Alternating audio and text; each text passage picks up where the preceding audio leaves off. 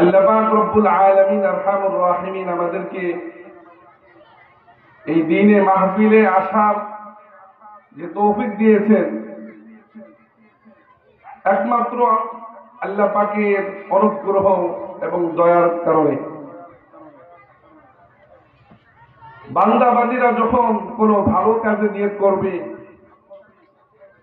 তখন আল্লাহ পাক রব্বুল আলামিন ওই বান্দা এবং বান্দীকে ভালো কাজ করার মতো তৌফিক দিয়ে দিবে। এজন্য হাদিসের মধ্যে আসছে আল্লাহর নবী সাল্লাল্লাহু আলাইহি ওয়াসাল্লাম বলেন,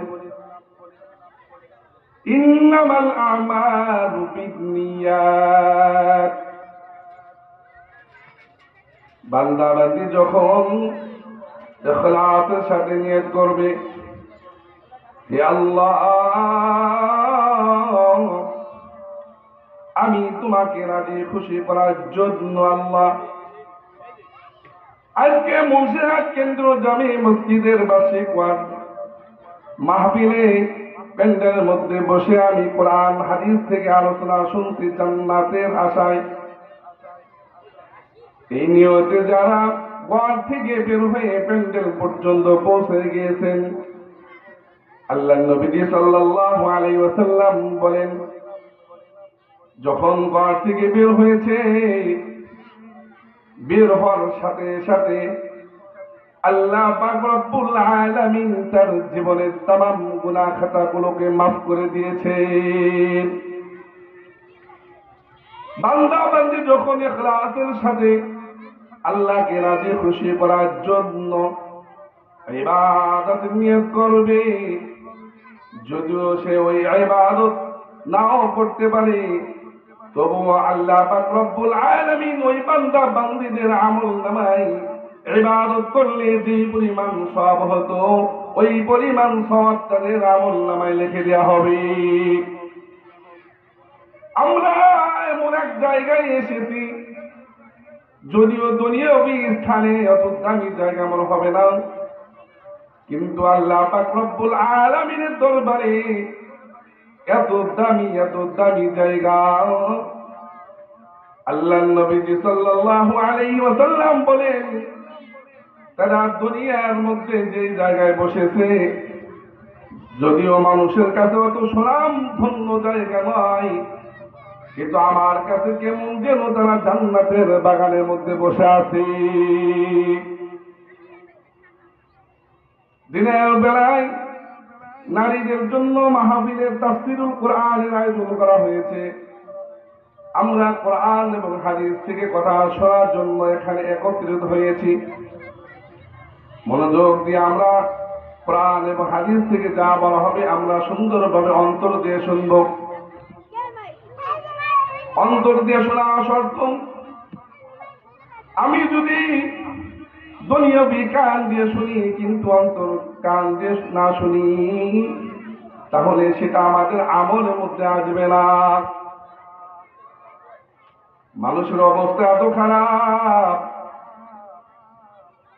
আল্লাহ পাক রব্বুল আলামিন কোরআনের মধ্যে বলেন, ওয়ালাকাদ যারানা লিজাহান্নামা কাসীরান মিনাল জিন্নি ওয়াল ইনস লাহুম কুলুবুন লা ইয়াফকাহুনা বিহা ওয়া লাহুম আ'ইনুন লা ইবসিরুনা বিহা ওয়া লাহুম আযানুন লা ইয়াসমাউনা বিহা উলাইকা কাল আনআমি বাল হুম আযাল ওয়া উলাইকা হুমুল গাফিলুন।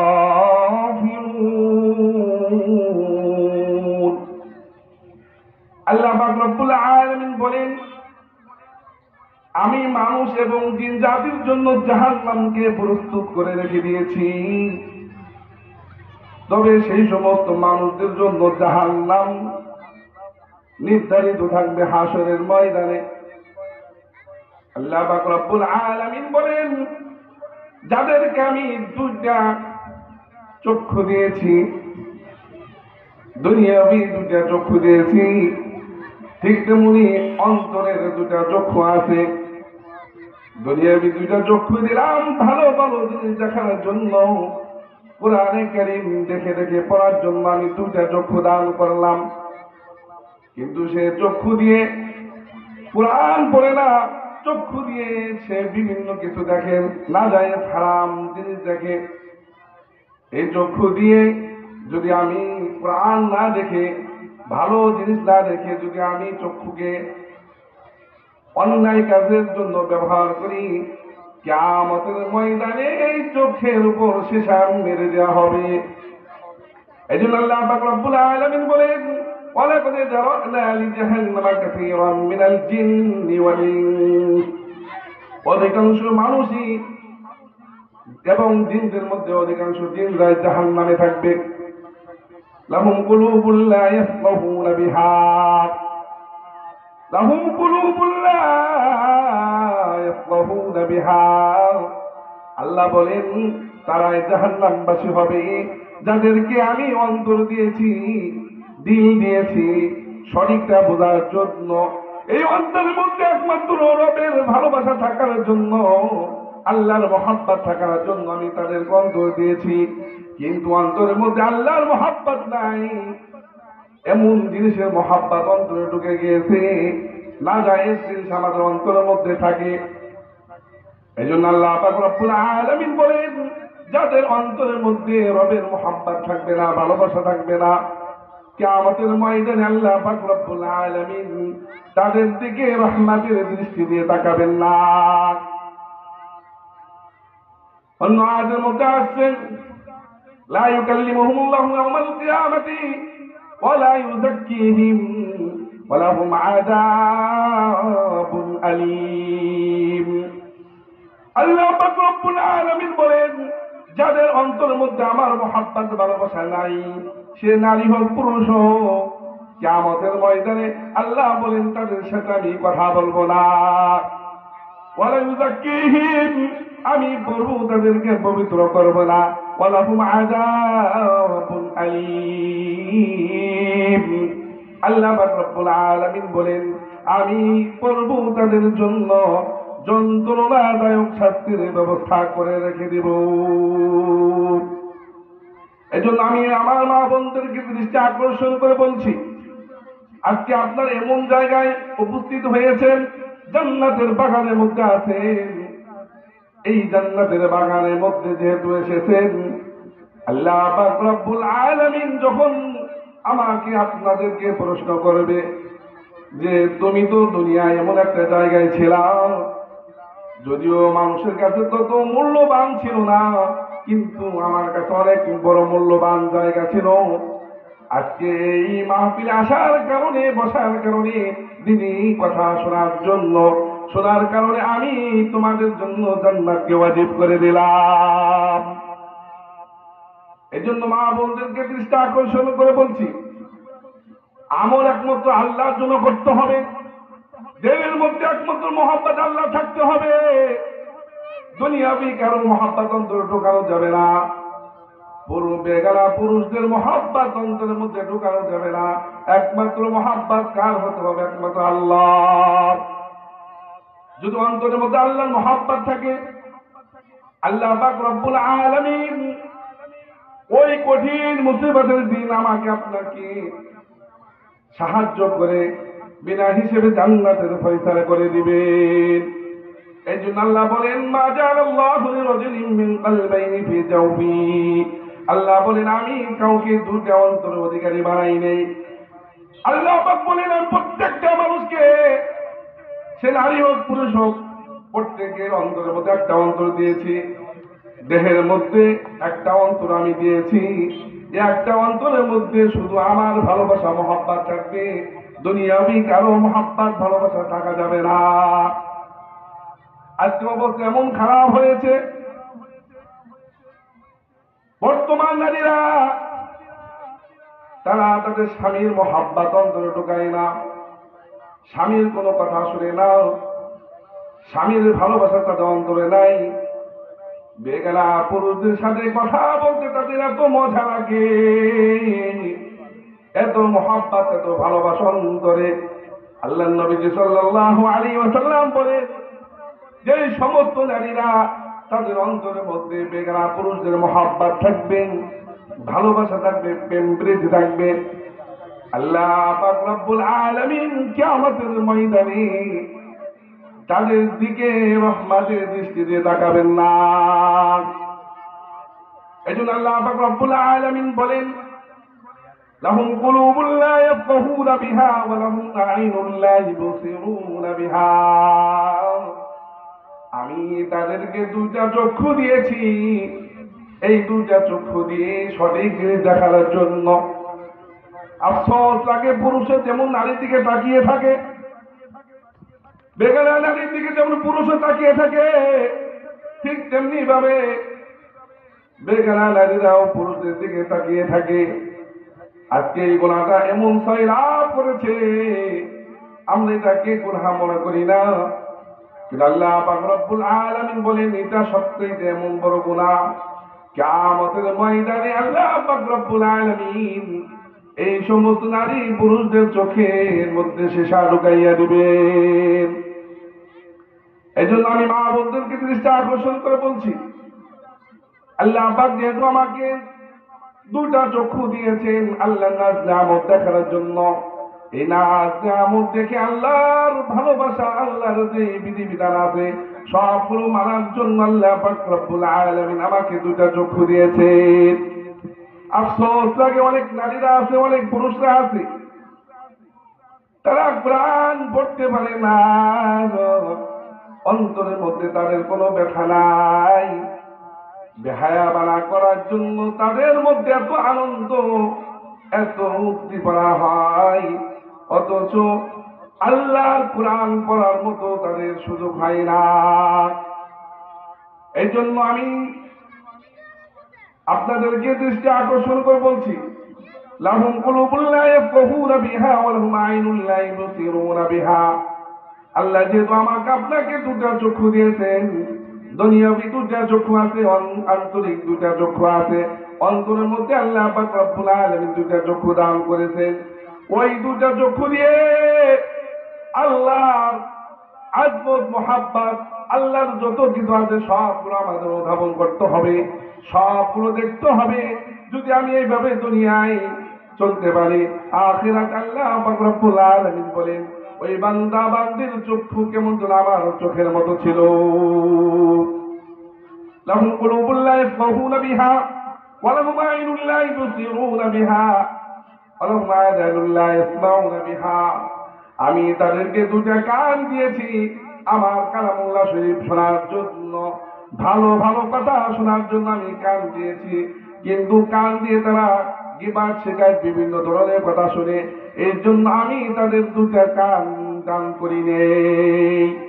আফসোস লাগে, পুরুষে যেমন গীবত শিকায়ত শুনে এবং বলে, ঠিক তেমনি নারীরাও এক জায়গায় বসে তারা বিভিন্ন ধরনের কথা আলাপ আলোচনা শুরু করে, এমন ধরনের কথা বলে যেই কথার কারণে তাদের ঈমান নষ্ট হয়ে যায়, সেই কথাও আনন্দ চিত্রে শুনে আল্লাহ পাক রব্বুল আলামিন বলেন এমন তবিয়ত যাদের হবে তারা মানুষ হতে পারে না, তারা চতুষ্পদ প্রাণী চাইতো নিকৃষ্ট।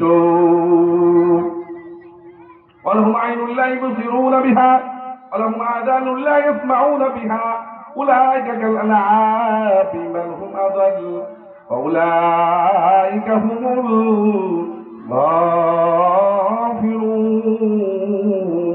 গাফিরুন। এরা এই চতুষ্পদ প্রাণী চাইতে নিকৃষ্ট এবং এরা উদাসীন জাতি। এই জন্য আমি মা বোনদেরকে দৃষ্টি আকর্ষণ করে বলছি, স্বামীদের উপর যেমন নারী স্ত্রীদেরও অধিকার রয়েছে, স্ত্রীদেরও স্বামীদের উপর অধিকার রয়েছে। আল্লাহ পাক রব্বুল আলামিন পুরুষদেরকে নেতা হিসেবে দুনিয়ায় পাঠিয়েছেন, কর্তা হিসেবে দুনিয়ায় পাঠিয়েছেন।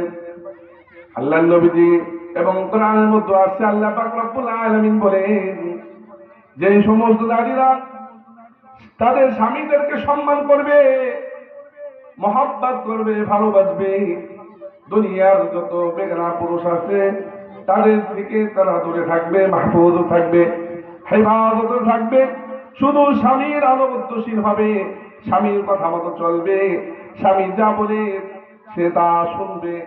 আল্লাহ নবী সাল্লাল্লাহু আলাইহি ওয়াসাল্লাম বলেন, আমি স্বামীদেরকে কেমন কর্তা বানিয়েছি জানোনি?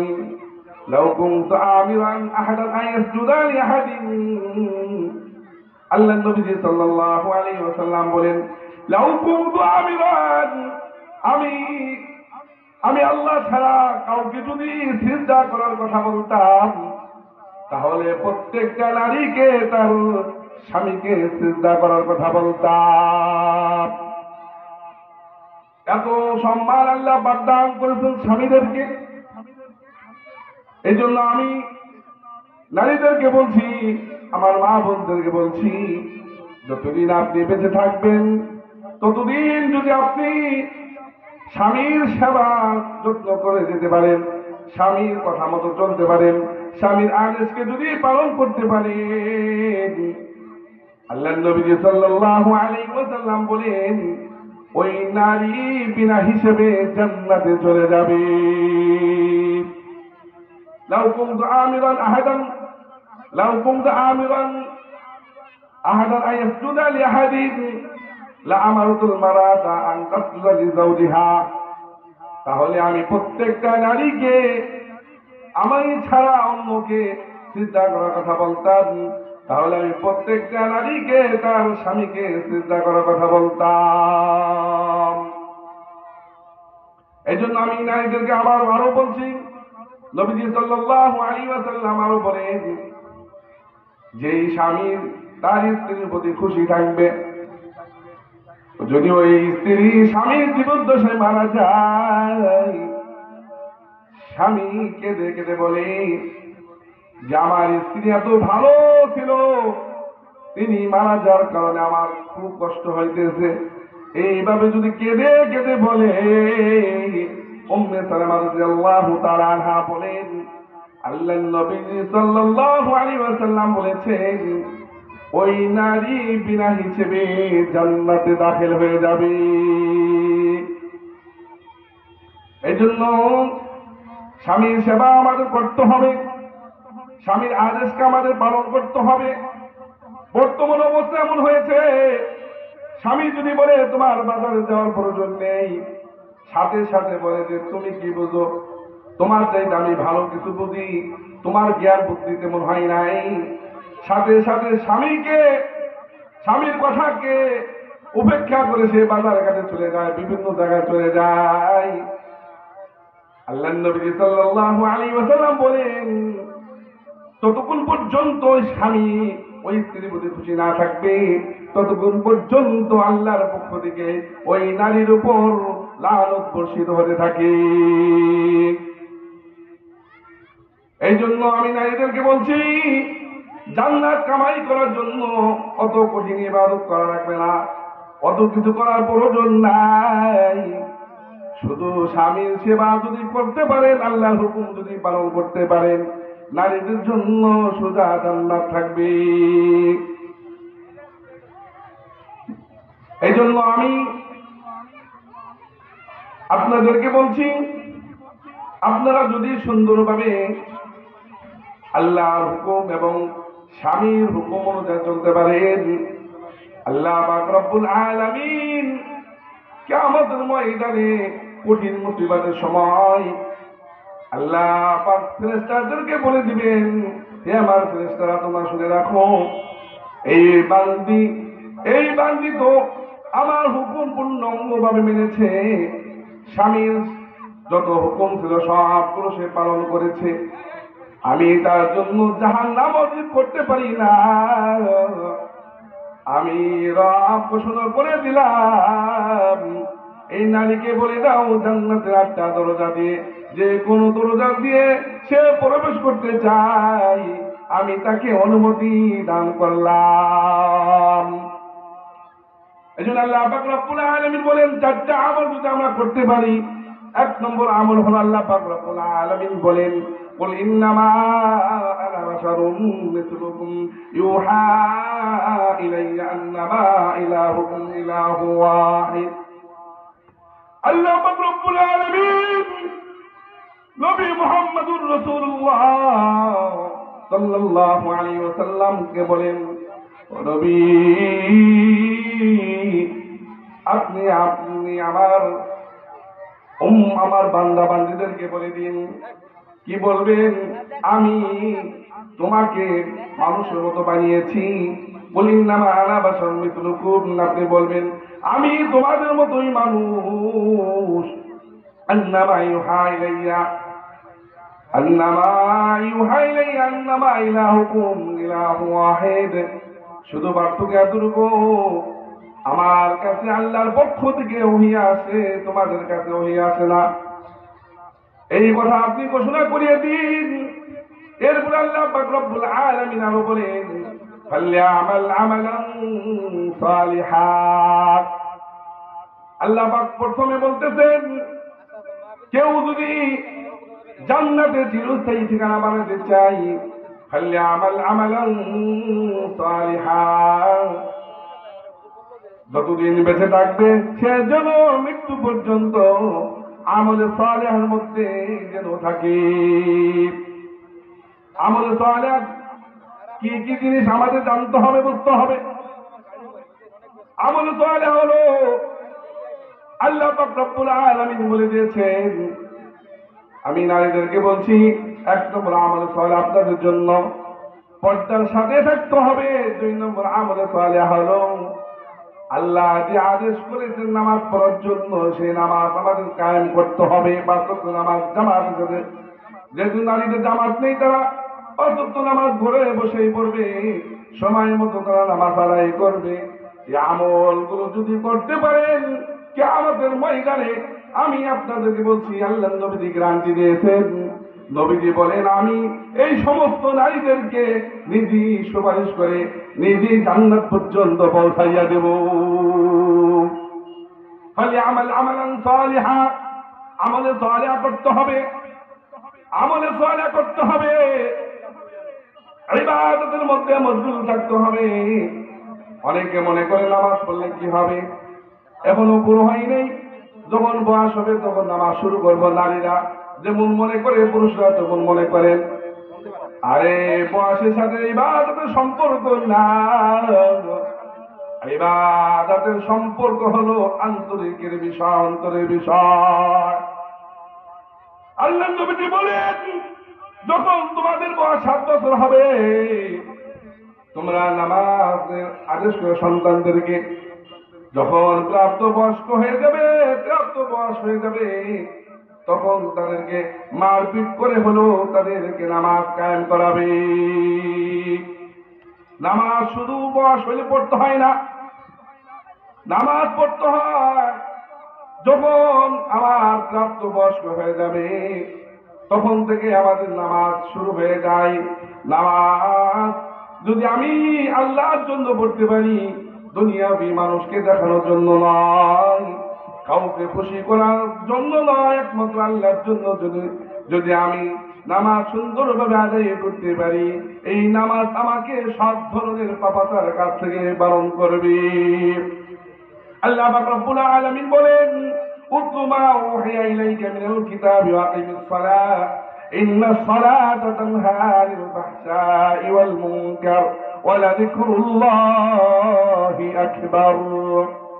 আল্লাহ পাক রব্বুল আলামিন বলেন, তোমরা নামাজ পড়ো, নিশ্চয় নামাজ মানুষকে অশ্লীল এবং অনর্থক এবং পাপাচার কাছ থেকে বারণ করে। আজকে আমরা এত গুনার মধ্যে শামিল কেন জানেননি? আল্লাহর জন্য নামাজ পড়া হয় না, নামাজ পড়ে কিন্তু যেভাবে পড়ার দরকার ছিল সেইভাবে নামাজ আমাদের আদায় হয় না। যেইভাবে আল্লাহ বলেছেন সেইভাবে পড়ি না, এই জন্য নামাজের মধ্যে কোনো মজা পাই না। এই জন্য এই নামাজ আমাকে আপনাকে নাফরমানির কাজ থেকে বারণ করতে পারছে না। 1 নম্বর শর্ত হলো ফালইআমাল আমালান সালিহা। যদি কেউ জান্নাতে যেতে চায়, 1 নম্বর শর্ত হলো মরণ পর্যন্ত আল্লাহর বন্দেগীর মধ্যে শামিল থাকতে হবে, আমলে সালেহ করতে হবে। 2 নম্বর কাজ হলো ওয়ালা ইউশরিক বিইবাদাতি রাব্বিহি আহাদা।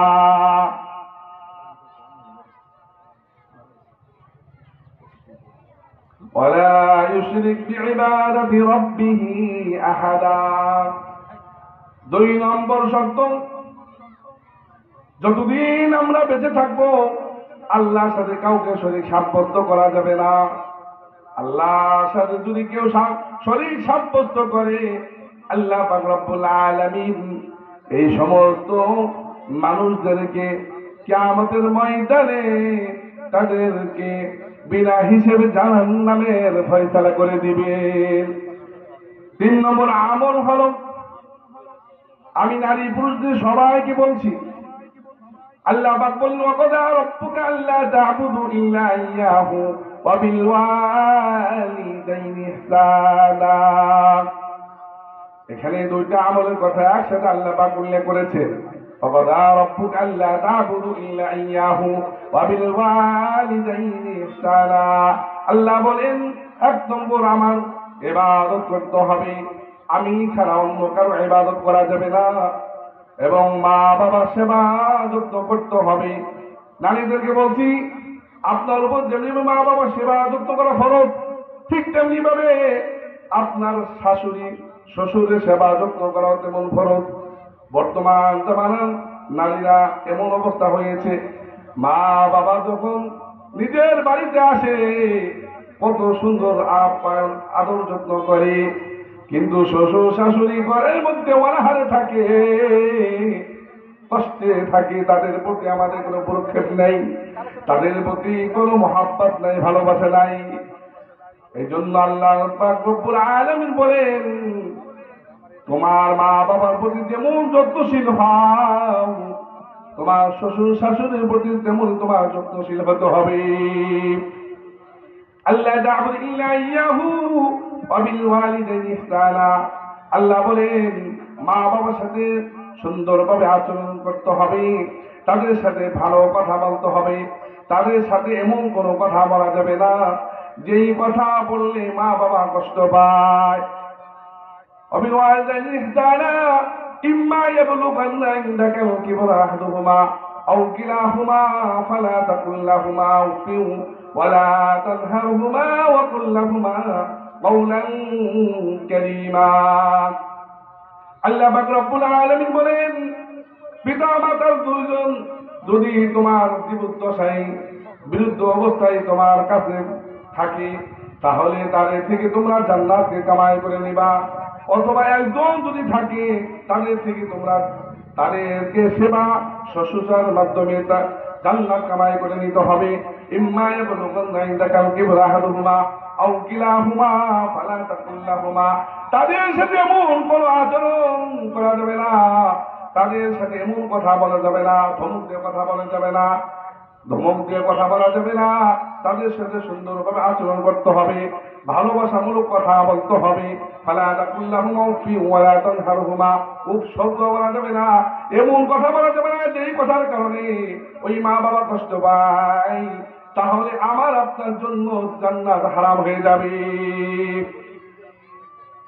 উফিল লাহুমা ফালা তাকুল লাহুমা উফি ওয়ালা তানহারহুমা ওয়া কুল লাহুমা কাওলান কারীমা। আল্লাহ বলেন তাদের সাথে নরম ভাষায় কথা বলতে হবে, সুন্দরভাবে কথা বলতে হবে। এরপরে যখন ওই মা বাবা দুনিয়া থেকে বিদায় নিবে, বিদায় নেওয়ার পরে মা বাবার জন্য কবরের কাছে গিয়ে এইভাবে দোয়া করতে হবে, রব্বির হামহুমা কামা রাব্বায়ানি সগীরা, রব্বির হামহুমা কামা রাব্বায়ানি সগীরা।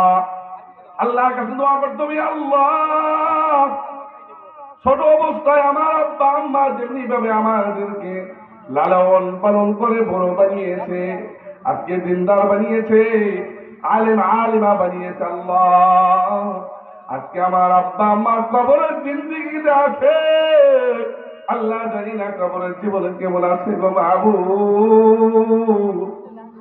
এইভাবে কেঁদে কেঁদে আল্লাহর কাছে দোয়া করি। আল্লাহ বলেন ওই সন্তানের চক্ষু থেকে পানি বের হওয়ার সাথে সাথে আমি ওর আব্বা আম্মার জীবনের তামাম গুনাহ খাতাগুলোকে মাফ করে দিয়ে ওই আব্বা আম্মার কবরের মধ্যে জান্নাতের আবহাওয়া চালু করে দেই। এই জন্য মা বাবার জন্য আমাদের দোয়া করতে হবে কিনা? মা বাবার জন্য দোয়া করতে হবে। মরণের পরে দোয়া করার আগে আমাদের তিনি শিক্ষা গ্রহণ করতে হবে, আমাদের আমলে সালিহার মধ্যে থাকতে হবে। যদি আমি কোনো কিছু না জানি তাহলে কিভাবে আমল করতে হবে? যেহেতু আপনারা অনেকে আলেম আছেন না, অনেকে আলেম নাই। এখন যাদের বাচ্চা কাচ্চা হয়েছে, ছেলে মেয়ে হয়েছে, এখন থেকে এই মজলিস থেকে আমাদের নিয়ত করতে হবে, আমার সন্তানকে আলেম বানাবো, আমার সন্তানকে হাফেজ বানাবো, আমার মেয়েকে আলেমা বানাবো, আমার মেয়েকে হাফেজা বানাবো। এই নিয়ত যদি আমরা করতে পারি, যদি এইভাবে আমরা চলতে পারি, আমি যেই দিন এই দুনিয়া থেকে বিদায় নিব, ওই সন্তান, ওই মেয়ে বলেন, ওই ছেলে বলেন, মরণের সাথে সাথে আমার আপনার জন্য দোয়া করবে কবরের পাশে পাশে দাঁড়িয়ে। আর যদি আমি আমার সন্তানকে আলেম না বানাই, দিনদার না বানাই, পরহেজগার না বানাই, মেয়েকে যদি পর্দাশালী না বানাই, ওই মেয়ে ছেলে যত গুনাহ করবে ওর একটা অংশ আমাদের আমল নামায় চলে আসবে। এই জন্য আমি মা বোনদেরকে দৃষ্টি আকর্ষণ করে বলছি, মুন্সিরহাট কেন্দ্র জামে মসজিদের বাসার একটা মাদ্রাসা, নুরানি মাদ্রাসা হয়েছে। আপনার সন্তানকে নুরানি মাদ্রাসা ভর্তি করিয়ে দিন। আজকের পর থেকে এমন নিয়ত করবেন, যতদিন আমি বেঁচে থাকবো আমার এই সন্তানকে আলেম বানাবো, আমার এই মেয়েকে হাফেজ বানাবো। এই নুরানি মাদ্রাসায় যদি ভর্তি করিয়ে দেন, ও যা কিছু করবে, যা কিছু আমল করবে, ওই ওর আব্বা আম্মার আমল নামায় প্রত্যেকটা হরফের বিনিময়ে এক 10টা করে নেকি হবে। ওই 10টা করে নেকি ওর আব্বা আম্মার আমল নামায় লিখে দেওয়া হবে। আমরা ভালো জিনিস বুঝি না, খারাপ করলে সেটা বুঝি। এই জন্য আমাদের শিক্ষা নিতে হবে, আমাদের বুদ্ধি দিয়ে কাজ করতে হবে। আল্লাহ পাক রব্বুল আলামিন বলেন, আমি তোমাদেরকে মেধা দিয়েছি, আমি তোমাদেরকে বুদ্ধি দিয়েছি, কোনটা সঠিক কোনটা বেঠিক। যদি তুমি মেধা দিয়ে কাজ করতে পারো, যদি তুমি সুন্দরভাবে মেধাটা কাজে লাগাইতে পারো, তাহলে ওই সন্তান তোমার দ্বারা আলেম হবে, তোমার দ্বারা হাফেজ হবে। ওই সন্তান যখন হাফেজ আলেম হবে, যখন আপনি মারা যাবেন, একটা ঘটনা উল্লেখিত হয়েছে, একজনের দুটা সন্তান, দুটাই ছেলে সন্তান, একজনকে মাদ্রাসা ভর্তি করিয়ে দিয়েছে, আর একজনকে স্কুলে ভর্তি করিয়ে দিয়েছে। হঠাৎ করে ওই সন্তানের আব্বার মৃত্যুর সময় গড়িয়ে আসছে, মৃত্যু হয়ে যাবে এই মুহূর্তে। ওই বাবা বলতেছে, আমার দুটা সন্তানকে নিয়ে আসো, আমার খুব কষ্ট হইতেছে, আমার খুব যন্ত্রণা হইতেছে। প্রথমে যে ছেলেটাকে স্কুলে ভর্তি করিয়েছিল, ওই ছেলেটাকে নিয়ে আসছে। ওই ছেলেটা ক খ পড়তেছে, বিসিডি পড়তেছে। এই আওয়াজ শুনে ওই আব্বার মৃত্যুর যন্ত্রণা আরো বেড়ে গেছে। উনি বলতেছে, আমার আরো কষ্ট লাগতেছে। এরপরে ওই সন্তান, আরেকটা যে সন্তান ছিল তাকে মাদ্রাসা ভর্তি করিয়ে দিয়েছে। ওই সন্তানকে আনার পরে ওই সন্তান যখন বাবার পাশে বসে বসে ইয়াসিন ওয়াল কুরআনিল হাকীম ইন্নাকা লামিনাল মুরসালিন আলা সিরাতিন মুস্তাকিম তানজিলাল আজিজির রহিম। ওই সন্তান মাদ্রাসা পড়ুয়া সন্তান যখন এসে ওই বাবার পাশে বসে বসে এই ইয়াসিন সূরা যখন তেলাওয়াত শুরু করে দিয়েছে, ওই বাবা বলতেছে, দুনিয়ার মধ্যে আজকে মনে আমি সবচেয়ে সুখী। আমার মনে হইতেছে যে এত ভালো লাগতেছে, আমি মনে হয় দুনিয়া থেকে জান্নাত অনুভব করতেছি। এরপরে যখন ওই বাবার মৃত্যু হয়ে যায়, সন্তান তার জানাজা করে কবরে রেখে আসে। এরপরে কবর দেওয়ার পরে নেককার সন্তান এভাবে দোয়া করে, রব্বির হামহুমা কামা রাব্বায়ানি সগীরা। এইভাবে আমাদের সন্তানদেরকে তৈরি করতে হবে। যদি আমরা এইভাবে সন্তানদেরকে তৈরি করতে পারি, মরণের পরে যদি আমার কোনো আমল ঘাটতি থাকে, তাহলে ওই নেককার সন্তান যখন আমার জন্য দোয়া করবে, রব্বির হামহুমা কামা রাব্বায়ানি সগীরা বলি, সাথে সাথে আল্লাহ পাক রব্বুল আলামিন ওই আব্বা আম্মার ওই মা বোনের কবর আযাবকে মাফ করে দিয়ে কবরের মধ্যে জান্নাতের ব্যবস্থা করে দিবেন। এই জন্য আমাদের সন্তানদেরকে আলেম বানাইতে হবে, হাফেজ বানাইতে হবে। যদি আমি আমার সন্তানদেরকে আলেম হাফেজ বানাইতে পারি, আলেম হাফেজ বানানোর জন্য কারিগর এখানে আছে, এখানে নুরানি মাদ্রাসা আছে। আমার আওয়াজ যতদূর পর্যন্ত পৌঁছাইতেছে, আমি সকলকে আমি দৃষ্টি আকর্ষণ করে বলছি, আজকে এমন একটা জায়গা আপনারা বসে আছেন জান্নাতের বাগানের মধ্যে।